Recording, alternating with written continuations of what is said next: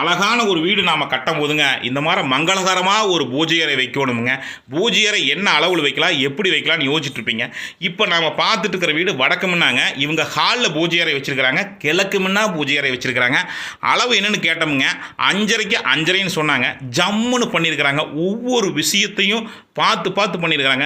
பூஜை அறைக்கு பாருங்க எவ்வளோ மங்களகரமாக கதவு அமைச்சிருக்கிறாங்கன்னு பாருங்களேன். நாம் இந்த மாதிரி பார்க்கும்போது தான் எப்படிலாம் நம்ம கதவு கொடுக்கலாம், என்ன அளவு கொடுக்கலாம். குறிப்பாக இந்த மாதிரி அழகான வீடு கட்டும்போது பூஜை அறைக்கு முக்கியத்துவம் கொடுத்து பண்ணணுமுங்க.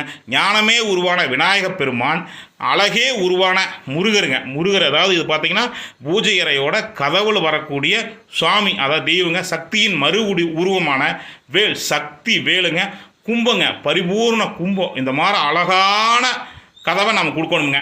நம்ம யூடியூப் சேனலில் தொடர்ந்து நல்ல நல்ல வீடியோக்களை பார்க்கலாம். மறக்காம சேனல் சப்ஸ்கிரைப் பண்ணி பெல் ஐக்கனை கிளிக் பண்ணிடுங்க.